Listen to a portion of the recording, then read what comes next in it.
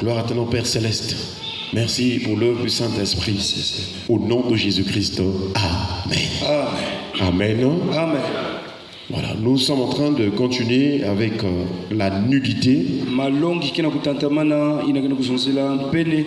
Et nous en sommes arrivés donc à des signes, des effets de la nudité.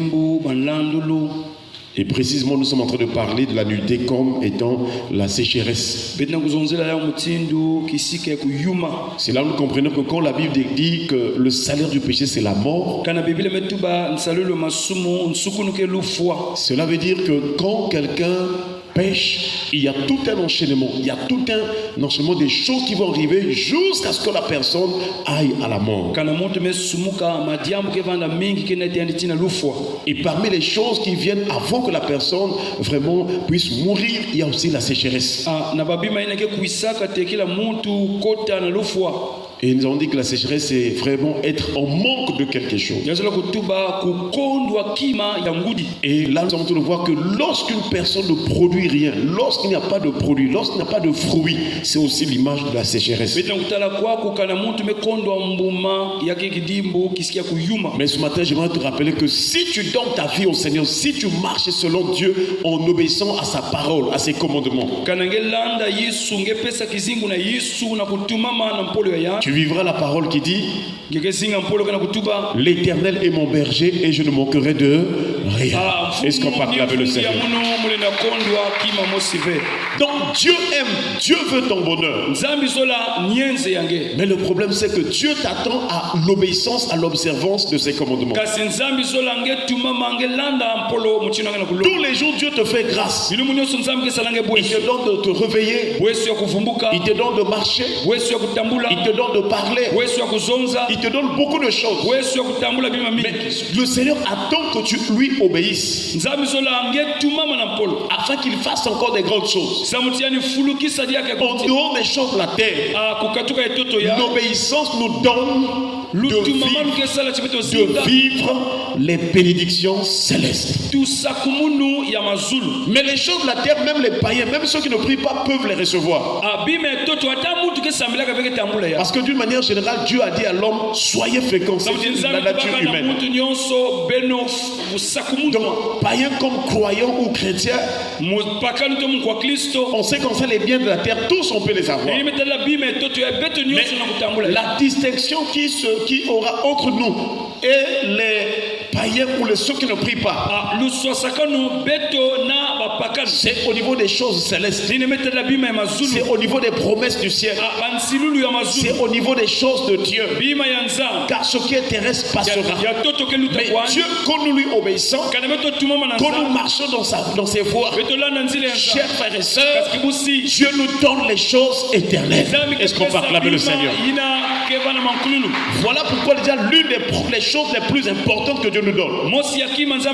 Lorsque tu obéis à sa voix, lorsque tu crois en lui, lorsque tu fais sa volonté, Dieu te donne la vie éternelle. La vie éternelle est différente de la vie terrestre. La vie terrestre est passagère, mais la vie éternelle est éternelle. Elle ne meurt pas. C'est la vie qui vient du ciel. C'est la vie qui vient de Dieu. Et c'est là où la Bible déclare, car Dieu a tant aimé le monde qu'il a donné son Fils unique, afin que quiconque croit en lui ne périsse point, mais qu'il ait la vie éternelle. Alléluia. Voilà ce que tu dois chercher. Et cette vie éternelle n'est possible que lorsque tu vas passer par la véritable repentance pour recevoir le véritable salut. C'est pourquoi le Seigneur nous en parle dans sa parole. Répentez-vous, convertissez-vous, croyez à la bonne nouvelle. Le royaume de Dieu est proche. Les royaumes de la terre sont là depuis longtemps, depuis des siècles. Mais il y a un autre royaume. Ce royaume vient du ciel. C'est ce que Jésus nous a apporté. Et si tu reçois Jésus, si tu abandonnes la vie du monde, la vie du péché, ton âme va voir, ton âme va entrer dans le royaume de Dieu. Est-ce qu'on peut acclamer le Seigneur? C'est là où, lorsque ton âme commence à vivre dans le royaume de Dieu, tu auras les choses, tu vas vivre les choses du royaume. L'apôtre Paul dit, car le royaume de Dieu, ce n'est pas le manger et le boire, mais c'est la justice, la joie et la paix et la joie par le Saint-Esprit. Si tu es dans le royaume, parmi les premiers signes, ton cœur va commencer à faire ce qui est juste. Si tu fais ce qui est mauvais, tu es dérangé, tu n'es pas en paix, parce que ce qui est mauvais, ce sont les choses du royaume, des royaumes de la terre. Mais ce qui est bien, ce qui est agréable, ce qui est bon, ce sont les choses du royaume. Et quand tu pratiques ce qui est juste et que tu es dans la joie, c'est le signe du royaume. Mais si tu pratiques ce qui est mauvais, sache que ce sont les royaumes de la terre. Que le Seigneur nous donne un cœur qui soit assoiffé de la justice de Dieu au nom de Jésus. Tous les jours de notre vie, nous devons pratiquer ce qui est juste. La justice est le signe d'une personne qui est née de nouveau. Alléluia. Amen. Frères et sœurs, et le Seigneur est en train de nous parler sur la sécheresse. À cause du péché, les gens traversent le désert. La sécheresse, les gens sont exposés aux démons. Et les œuvres du malin du diable sont en train d'assaillir des vies, des familles. Mais toi qui écoutes la parole de Dieu, j'aimerais te rappeler que la parole de vérité a franchi. Dieu a besoin de ta délivrance. Il ne veut pas que tu sois dans la servitude, car la servitude c'est dur. Lorsque Israël était en Égypte, la Bible déclare qu'ils réduisirent les enfants d'Israël à une dure servitude. Mais Jésus est venu pour nous rendre libres. Est-ce qu'on peut acclamer le Seigneur? Et nous avons commencé un texte biblique. C'est sur le figuier. Le figuier n'avait pas de feuilles, n'avait pas de fruits. Il est écrit dans Matthieu chapitre 21, le verset 19. Voyant un figuier sur le chemin, il s'en approcha, mais il n'y trouva que des feuilles. Et il dit, que jamais fruit ne naisse de toi. Et à l'instant, le figuier sécha. Si tu ne produis pas les fruits selon Dieu, tu vas sécher, tu vas mourir, tu vas aller en enfer. Voilà pourquoi pendant que tu es là en vie, cherche à produire du fruit. Parmi les premiers fruits dans ta relation avec Dieu, c'est ce que Jean-Baptiste a dit aux Sadducéens, aux chefs religieux. La Bible déclare, Jean voyant venir à son baptême les pharisiens, les chefs et les Sadducéens, il leur dit, race de vipères, qui vous a appris à fuir la colère à venir. Donc la nature de ces chefs religieux là, c'est que malgré qu'ils partaient à l'église ou dans les synagogues, mais ils avaient des mauvais, comme ils étaient hypocrites dans leur cœur. Si toi quand tu vas à l'église, dans les apparences tu es là comme dans la nature de la piété, mais dans ton cœur tu as le mal, tu as la haine, tu as la jalousie, tu manifestes ce qui est mauvais. Alors ça c'est l'hypocrisie. Physiquement les gens voient que non, tu vas prier, mais dans ton cœur il y a des péchés, il y a encore le monde. C'est l'hypocrisie. Et en ce moment-là tu fais partie de la race de la vipère. Il faut vraiment que Dieu te délivre, parce que le monde entier est sous la puissance du mal. Mais si tu te convertis, tu te repens, Dieu va enlever la nature du diable. Il va enlever le mal et il mettra en toi le bien. Est-ce qu'on peut acclamer le Seigneur? Et donc ce figuier n'avait que des feuilles. Une personne qui vit dans le péché devant Dieu, c'est une personne qui n'a que de feuilles. C'est un arbre qui n'a que de feuilles. Le péché empêche de produire les fruits pour Dieu. Et Jean-Baptiste a dit à ces gens-là, produisez donc du fruit digne de la repentance. Donc si réellement vous êtes venu au Seigneur, ce qui le prouvera, c'est qu'on voit en vous les fruits, les actions, les œuvres d'une personne qui est réellement repentie et convertie. Là où tu ne pardonnais pas les autres, le signe que tu es repenti, tu dois pardonner. Le Seigneur a dit, si vous ne pardonnez pas aux hommes leurs offenses, votre Père ne vous pardonnera pas non plus. Alléluia. Nous devons avoir un cœur de pardon, un cœur de miséricordieux. Même si on t'a fait du mal, même si cette personne t'a fait du mal, le signe que tu es repenti, c'est de lui pardonner. Même si lui, il ne veut pas changer. Toi, ton problème, ce n'est pas que lui ne change pas, non. Toi, l'essentiel que toi, tu changes. Est-ce qu'on peut acclamer le Seigneur? Ne garde pas rancune à une personne. Pardonne. Le pardon, ça ouvre, ça libère ton cœur. Et ce matin, frères et sœurs, si tu ne pardonnes pas, tu seras semblable à ce figuier. Et ce figuier n'avait pas de fruits. Il y a donc plusieurs fruits que Dieu nous parle dans sa parole. Il y a aussi les fruits de la parole de Dieu. Le fruit, c'est l'image de la vie. Est-ce que quand on te voit, est-ce qu'on peut dire que le frère là vit la parole de Dieu? La sœur là vit la parole de Dieu. Est-ce que la vie de la parole est manifeste en toi? Or, la vie de la parole, c'est ce que Dieu t'enseigne. Comme par exemple Dieu dit que abandonner le mal, le péché. Le signe que tu vis la parole, toi tu dois abandonner. Alléluia. Amen. Alléluia. Amen. Donc le signe que tu vis la parole, c'est que ce que la parole te dit, ce que la parole te commande, tu dois abandonner et tu dois faire ce que la parole te dit. Un jour Jésus a dit à ses disciples, pourquoi m'appelez-vous Seigneur, Seigneur, et ne faites-vous pas ce que je vous commande? Donc crier Seigneur est une chose, mais obéir à Dieu c'est une autre chose. Que Dieu nous donne un cœur obéissant au nom de Jésus. Le figuier était maudit et il sécha.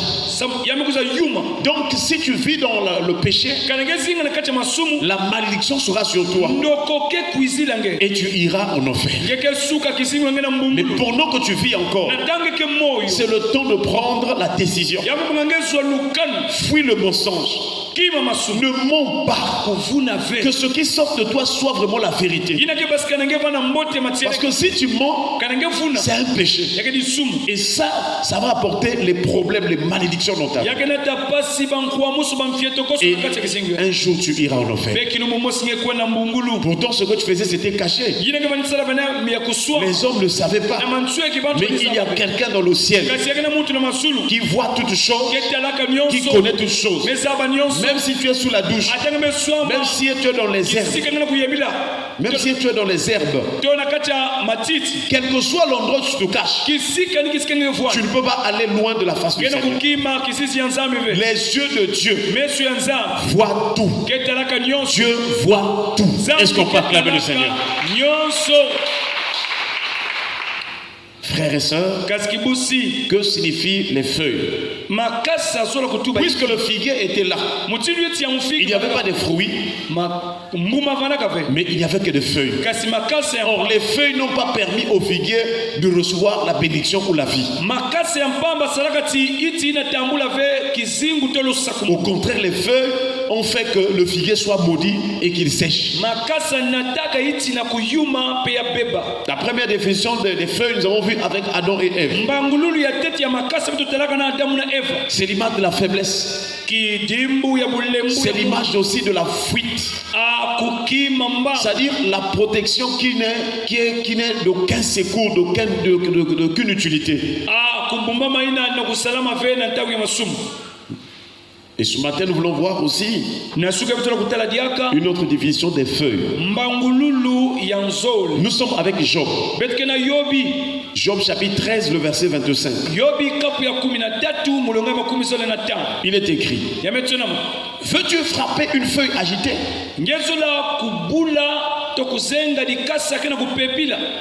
Veux-tu poursuivre une paille desséchée? Là aussi, Job parle de la fragilité. Mais il parle aussi du dessèchement. Est-ce qu'on peut acclamer le Seigneur? Or, si nous voyons le dessèchement, nous pouvons aller aussi avec le prophète Ézéchiel.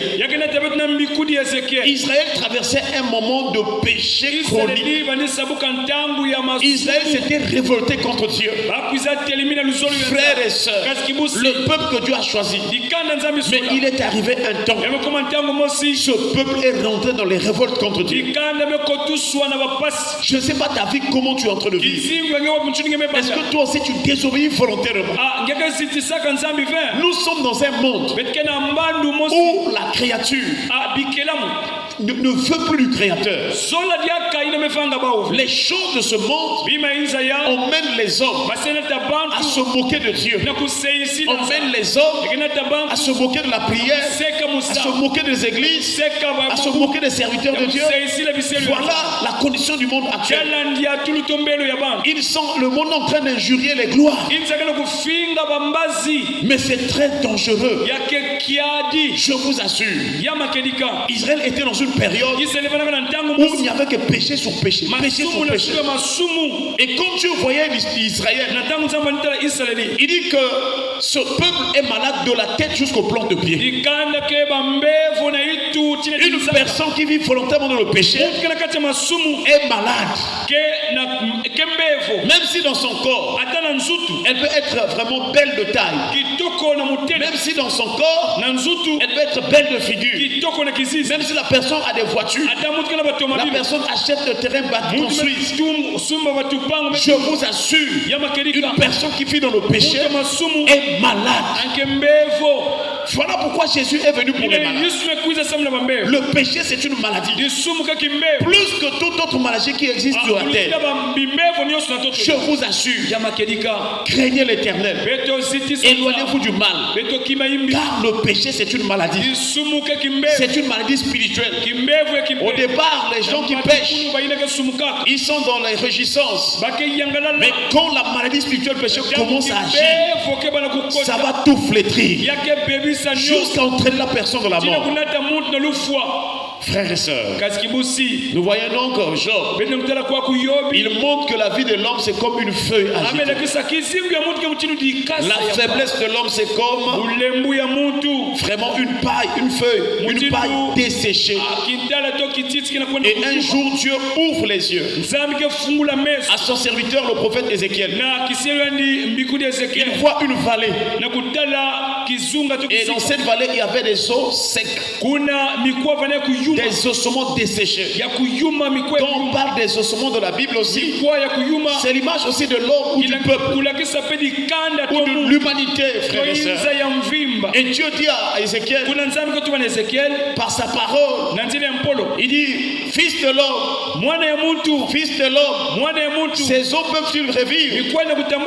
Il dit: Seigneur l'Éternel, tu le sais. Est-ce qu'on peut acclamer le Seigneur?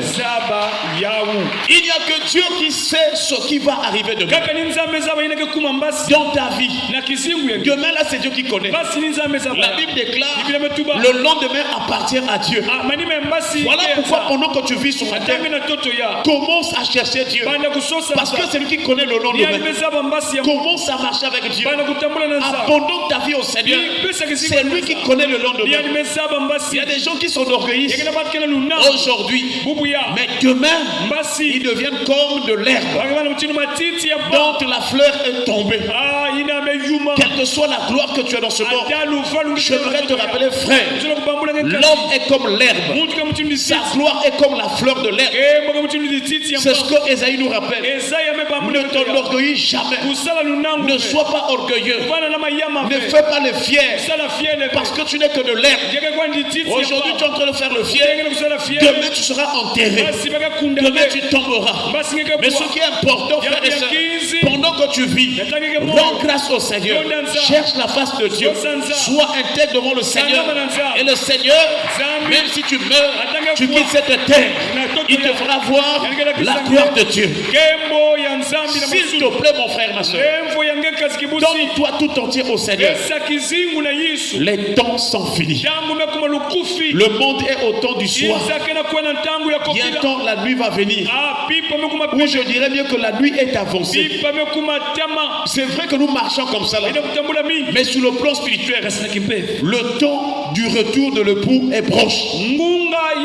C'est le temps de préparation. C'est le temps de séparation.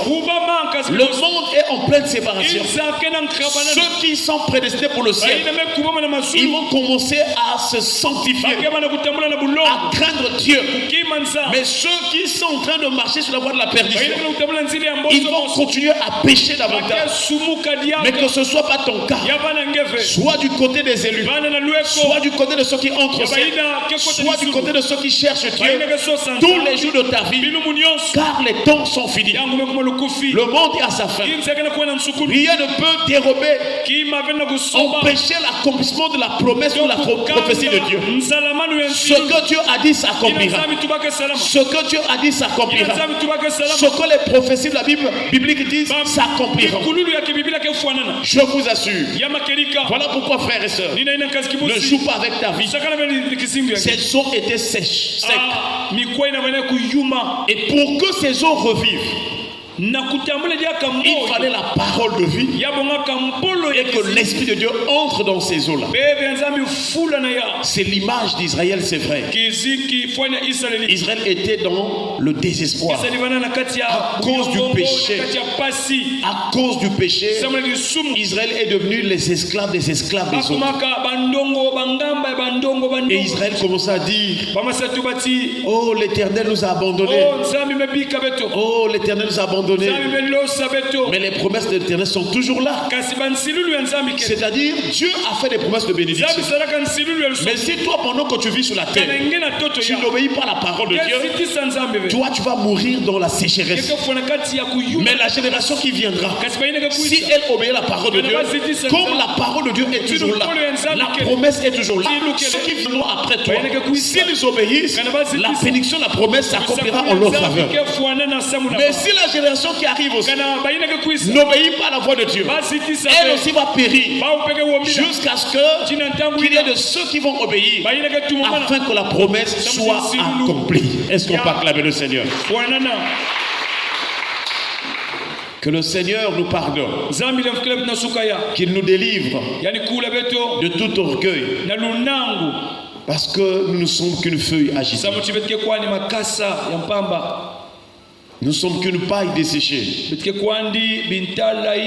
Et quand le prophète a prophétisé, l'Esprit est rentré dans ces eaux-là. Et les eaux reprirent vie. Le prophète a prophétisé. C'est-à-dire la parole de Dieu est sortie. Le message de Dieu est sorti comme ce matin. Là où tu avais la mort, là où tu étais dans la sécheresse, la parole, le prophète a prophétisé. Mais si tu reçois cette parole, si tu as la foi en cette parole, l'Esprit de Dieu entrera en action pour toi. Et c'est lui qui va accomplir l'œuvre de Dieu en ta faveur. C'est lui qui va donner la vie. Et tu verras quelque temps, ta vie va commencer à changer en bien.